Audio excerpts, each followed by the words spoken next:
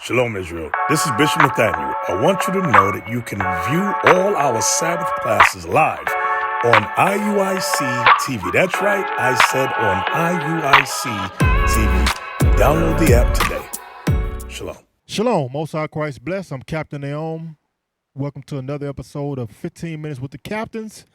And we're going to jump right into the class, all right? The name of the topic is Contentment unto Life. Contentment unto life. So you got to think about it. That's how I think about it. A lot of our people are not content.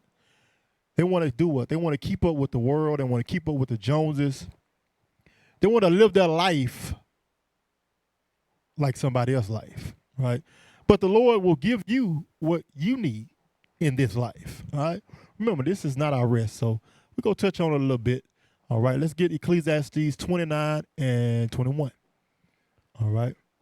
What's needed for life to function and live on earth? Come on. The book of Sirach, chapter 29 and verse 21. The chief thing for life is water and bread and clothing and an house to cover shame. It said these are the chief things in life. This is what you need to survive in life, period. All right? You don't need millions of dollars.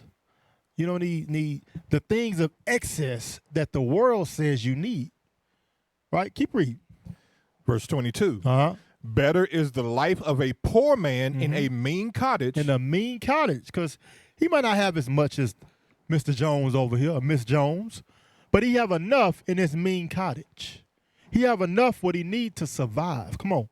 Than delicate fare in another man's house. Because if you live in somebody else's house, it's all nice and put together and they got everything you need, but you're not happy. Come on. Verse 23. Be it little or much. So now it's continuing the same point. It say, be it little or much. Go ahead. Hold thee contented. Hold thee contented. We have to be content with the things that the Lord has allowed us to have. Come on. That thou hear not the reproach of thy house. Right, because your job is to take care of your house. The chief things, it named it in verse 29, the things that you need to survive in this earth, all right? So in Babylon, we live in excess. Excess in food, excess in everything you can think of that's pushed in America, all right? To keep up with everybody else and to envy everybody else. Let's go to Ephesians 5 and 14. Ephesians 5:14. All right. We have been put under a spell in America. America has put a spell on us to be like the oppressor. All right. And the things that we will do to live like the oppressor, the Lord only knows. Come on. Ephesians chapter 5 and verse 14. Wherefore he said, awake thou that sleepest, and arise from the dead, and Christ shall give thee light. See then that ye walk circumspectly. It said, you must rise and wake up to the light. Right now, people are asleep. We sleep to the fact of who we are, how much power we actually do have in Christ Jesus, right?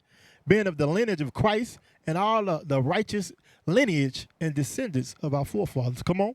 Not as fools, but as wise. But as wise, not as fools, because fools run to everything that this world presents to them. Every get-rich scheme you can think of, that's what our people doing. All right? But that's the funny part. We can't do what so-called white men do. Right. They can scheme, they can rob, they can do things on the back end and take money off the top, but you going to jail. Right. You not them, all right? This they kingdom, all right? Come on. Redeeming the time because the days are evil. The days are evil. This world we live in is evil, all right? That's why the Lord telling us to be content with what we have. Come on. Wherefore be ye not unwise, but understanding what the will of the Lord is. That's the thing. Our people don't look to what the will of the Lord is. They look to the will of man. They look to the will of themselves and what the world has taught them. What's acceptable in the eyes of man, not the beholder, but man, not God, but man. Right. All right, come on. Verse 18. And be not drunk with wine. Be not drunk with, because we're drunk. The Israelites All the nations, as it says in Revelation, have drunk of the wine of a fornication. Yep. All right, well, that's the witchcraft, that's the delicacies, all the power, the money, everything that America has. But the thing is, the Lord is telling us we should not live as these other nations. Come on. And be not drunk with wine, wherein is excess. Excess. We've been drunk to excess. To desire all these things to what end is no profit. Because it's all going to what? Burn the hell up. Right. Come on. But be filled with the Spirit. But be filled with the Spirit of Christ. Christ told us what we need and what we need to survive in this earth. In this kingdom, not our kingdom, but this kingdom of our captivity. All right? Isaiah 29:9. All right? So the Lord actually showed us what we need to do in this captivity to be content. Come on. Isaiah chapter 29 and verse 9. Stay yourselves. Stay yourselves. And wonder. And wonder. Go ahead. Cry ye out and cry. They are drunken, but not with wine. Our people are drunk, but not literally with wine. We're drunken with the philosophies of Esau, the philosophies of these nations, to desire things that you will actually never be able to obtain. Because say you get all the land, you get all the wealth, the houses, this, that, and the third. You don't pay taxes on that. What happened? They take it. Don't pay taxes on your house. They take it. Don't pay for the registration on your vehicle. You can't drive it. So all these things, it's like a mirage that's put before our face. It looks good, but when you get there, it ain't real. All right, come on. They stagger, but not with strong drink. They stagger. They're drunk, but not with strong drink.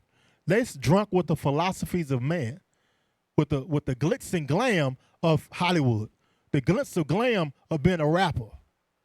But they never tell you got to sell your soul to be that. Right. To do that. All right. From there, Micah 2:10. Let's see what they're drunken of. What type of wine it's talking about. I already told you, but let's see what the Lord say. Micah chapter 2 and verse 10.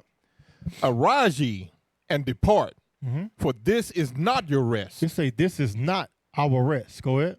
Because it is polluted. It shall destroy you. It say it's polluted. It will destroy us. Why? Because this world, this kingdom is polluted with what? All manner of sin. Anything you could think of in this earth is sin. Because that's what America pushes. America pushes the sin, whatever your soul, your flesh lusteth after. All right? Read. Even with the sword destruction. Even with the sword destruction, because you're going to fall in the same line with who?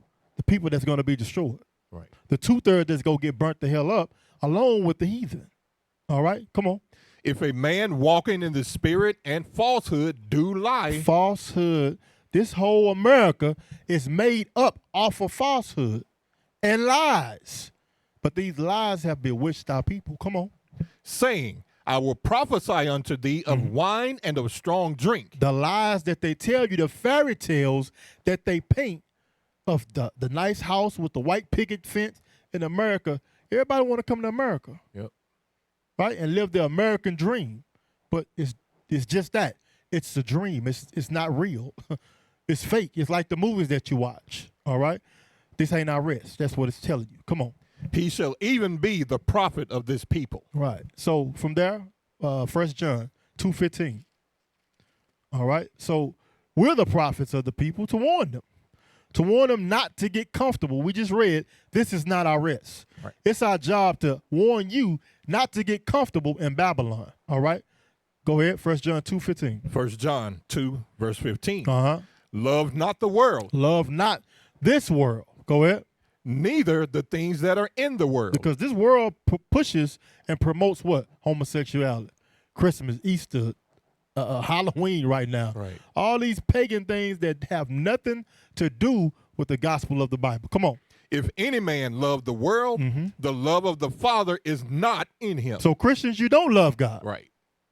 The love of the Father is not in you because you participate in everything this world has to offer you. Come on.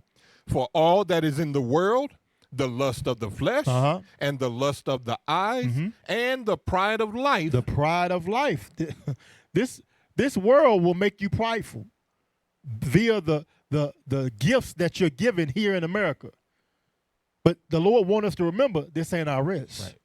Do what you need to do, like Ecclesiastes, Sirach said, 29, what? The chief things in life.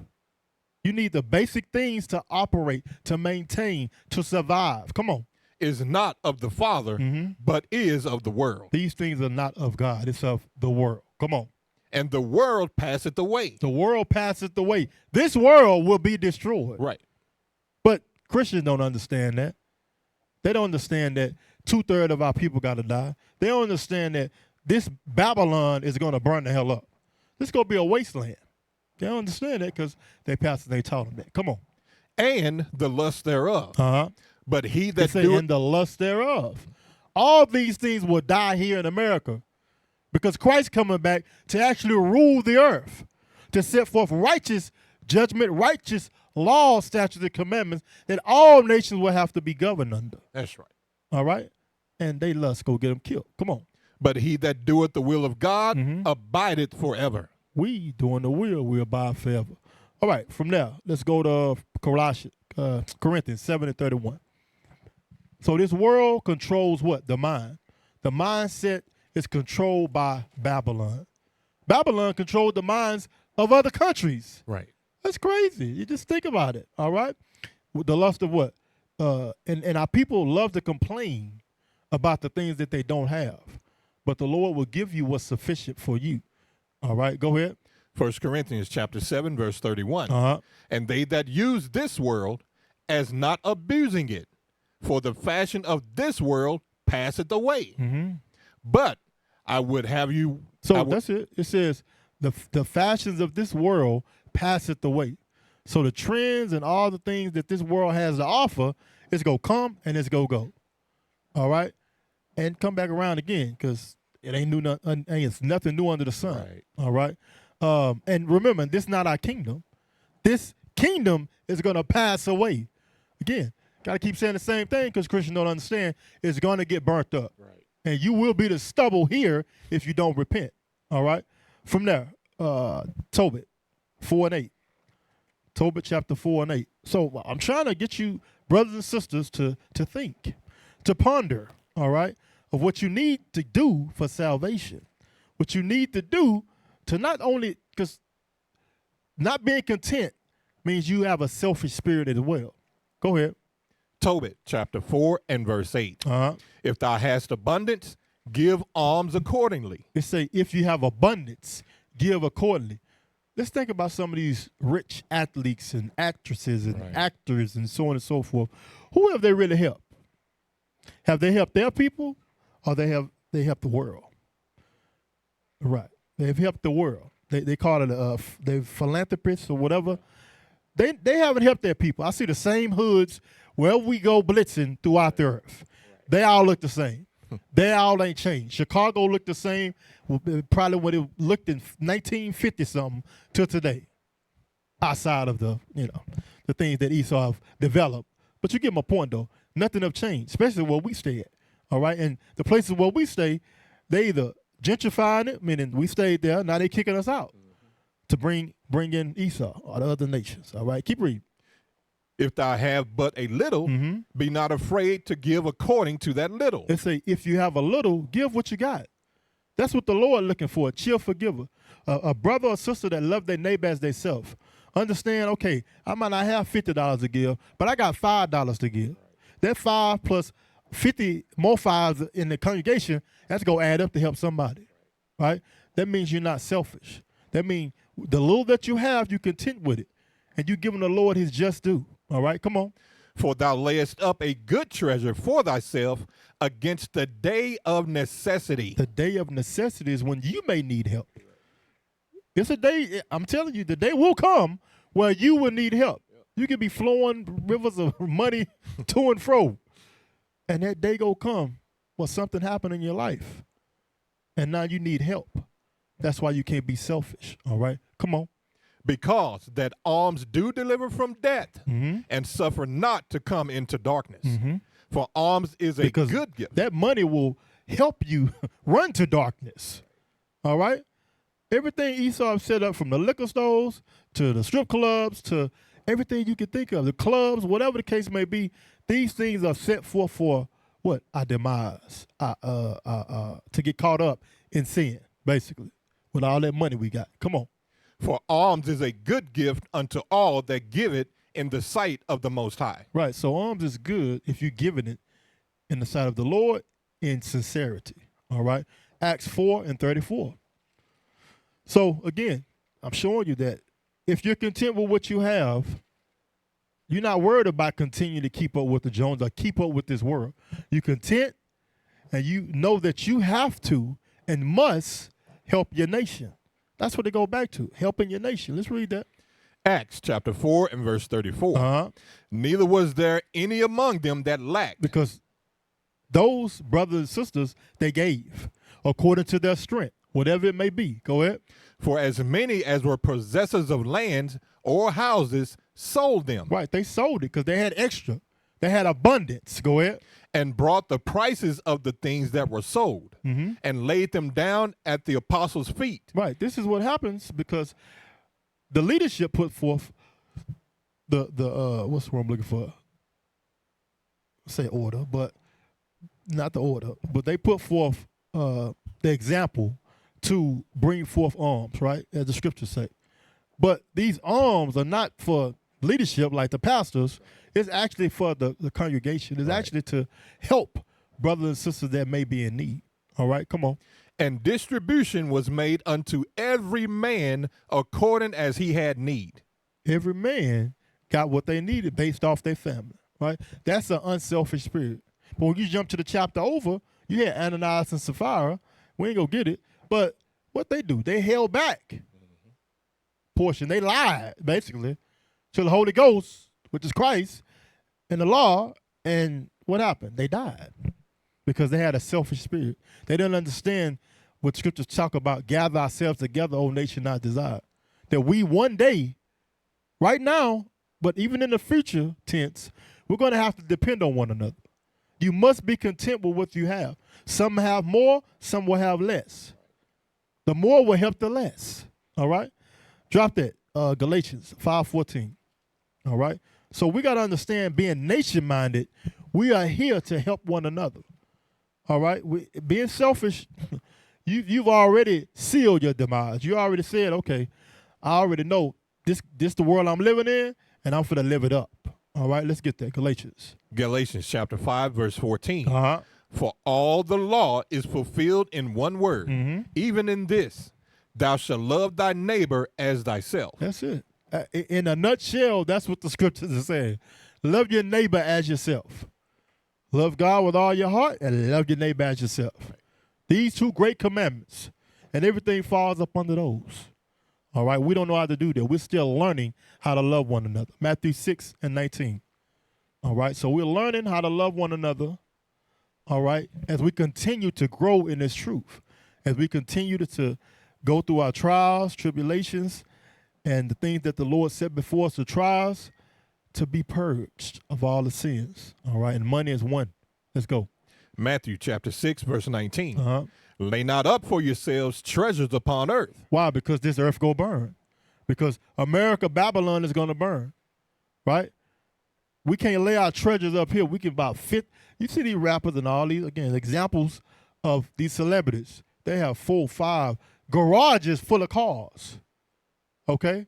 I remember I did, when I used to do sheetrock back in the day, I carried sheetrock to George Foreman's house, right? He had a whole separate garage for his however many, I think he had like 15 or whatever, however many cars he had in his own section of the house. Well, of a whole nother house. Yeah, that's excess. Yeah. That you don't need all that. You know what I'm saying? All that's going to get burnt up. You need 1 to 2 vehicles. We're in Texas, so you at least need 2 vehicles, okay? The point is, these are things that you're laying up your treasures on earth. There's nothing wrong with having things and having nice things, but 5, 6, 7, 8 cars for what? Yeah. Ask yourself that. Why? All right? Keep reading. Lay not up for yourselves treasure upon heaven, upon earth, where moth and rust doth corrupt, and where thieves break through and steal. Yeah, because you can't stop a thief. He go scope it out. He go wait till you leave, and he go come steal it. Now what? Yeah, go ahead. But lay up for yourselves treasure in heaven. Treasures in heaven. Go ahead. Where neither moth nor rust doth corrupt. Nobody can steal your treasures you laying up in heaven. The works that you're doing in this truth for your brother, loving your neighbor as yourself, nobody can take that away from you. Those are treasures that you will be rewarded for in the kingdom to come on earth as it is in heaven. We ain't going up there. We going to be on earth ruling. Right. All right, come on. And where thieves do not break through nor steal. Right, because they ain't getting up there, right? They ain't just marking it down, jotting it down, got your records. They can't get it, all right? From there, Luke 3:14, all right? So these are the things that you should be desiring and pushing forth to do, is to build, but build for not only you and your family, but for the nation. Right. That should be your mindset. That's what should help you be content. If you have the excess and things of the nature, you may have a business, you may have things that the Lord then bless you with. Okay, all praises. Now, how can I help my nation? How can this benefit my nation? Read. Luke chapter 3 and verse 14. And the soldiers likewise demanded of him, saying, And what shall we do? And he said unto them, Do violence to no man. So this is Christ telling them, he said, do what? Do violence to no man. Do violence to no man. So these soldiers, which would be soldiers, police officers, men of authority, he say, do violence to no man. Do we see that today? No, we don't see that. Go ahead. Neither accuse any falsely, and be content with your wages. They say be content. Don't extort people. You know what I'm saying? Don't take bribes from people. That's what the authorities do today. All right? They get paid off of others. All right? Go ahead. And as the people were in expectation, and all men mused in their hearts of John. That's it. Philippians 4:11. So he say, be content with your wages. We got to learn to be content. We got to learn to be content, family. We have to. All right? Some, again, going to have more than others. But at the end of the day, none will lack. As the scripture says in Psalms, the righteous have never I'm butchering it, but have never seen the righteous forsaken. Forsaken. Yeah. Nor his seed begging bread. Begging bread. There you go. So the Lord is not going to let you lack. He's not going to let you go hungry. All right? Come on. Philippians chapter 4, verse 11. Not that I speak in respect of want, for I have learned in whatsoever state I am. Whatever state that I'm in. Because we're all going to go through in this life different phases. Yep.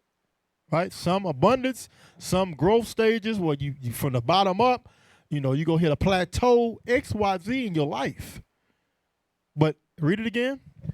I have learned in whatsoever state I am, therewith to be content. Whatever state that I'm in, however the Lord have me living at this present time, I've learned to be content. I've learned to thank the Lord for the little that I have. Because some people don't know about beans and rice. Yep. Some people don't know about hot water cornbread. Some people don't know about these things because they've maybe had a little finer things in life. I don't know. Yeah. But for those that do, you know how to get by. Right. Okay? You got to be content. Was that it on that? Yes, sir. All right. Drop that. Hebrews 13:5. All right. So we have to be content, family. We got to be content because the Lord is trying us. You know what I'm saying? Just like Ananias and Sapphira. You got to think about it. He gives you a little more, and you go turn your back on him. All right? Scriptures talk about that too. Come on. Hebrews chapter 13 and verse 5.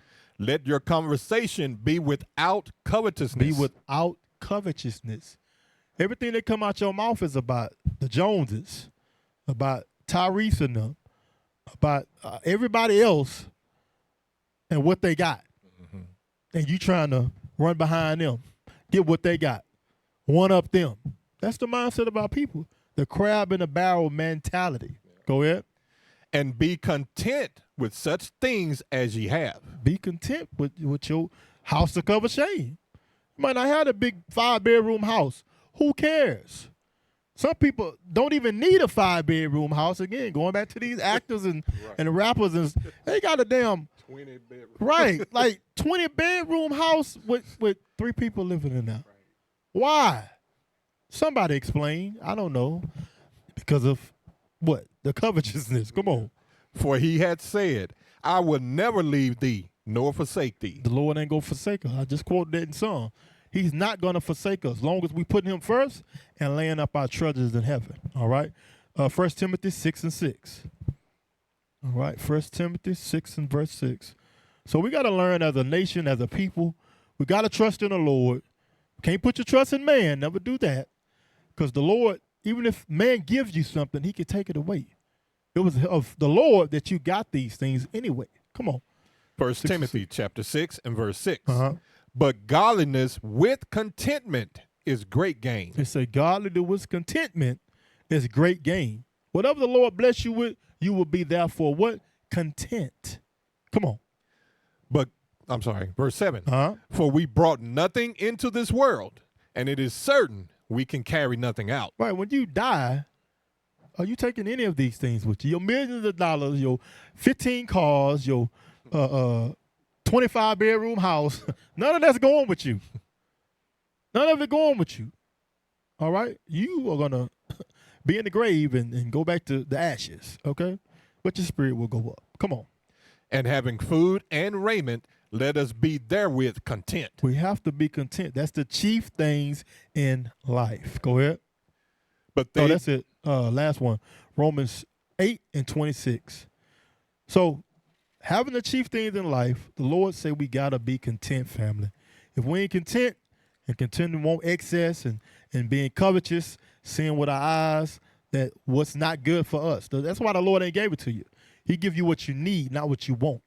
Come on. Romans chapter 8 and verse 26. Likewise, the Spirit also helpeth our infirmities, for we know not what we should pray for as we ought. Yeah, that's Christ. Christ is the one that's speaking on our behalf to the Father, right? Because we asking for everything you could think of. Lord, let me hit the lottery, Lord. You know what I'd do if I hit the lottery, Lord? Yes, he do know what you would do. That's why you ain't hit the lottery. All right, come on.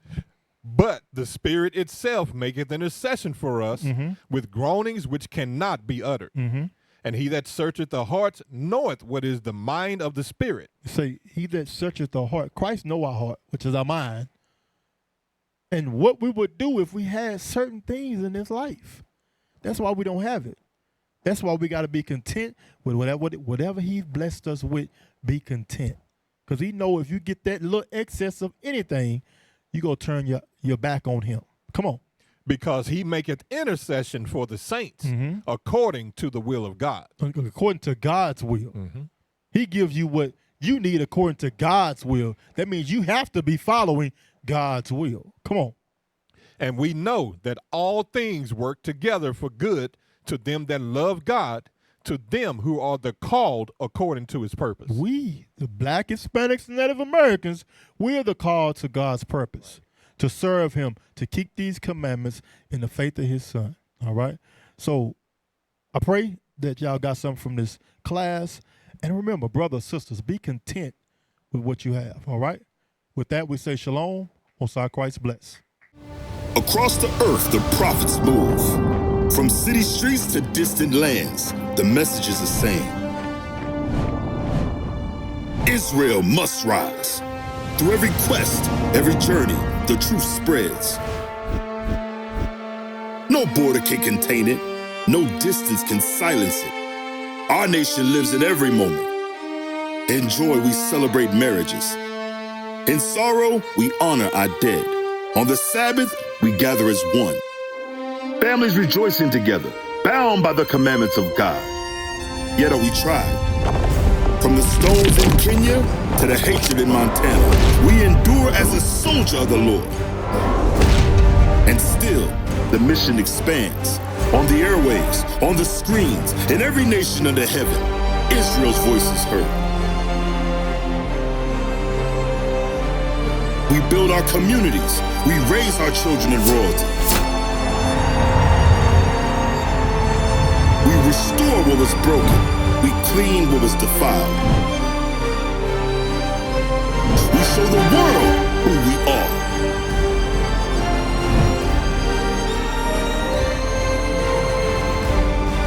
This is Israel united in Christ. Nation in motion. Nation endures.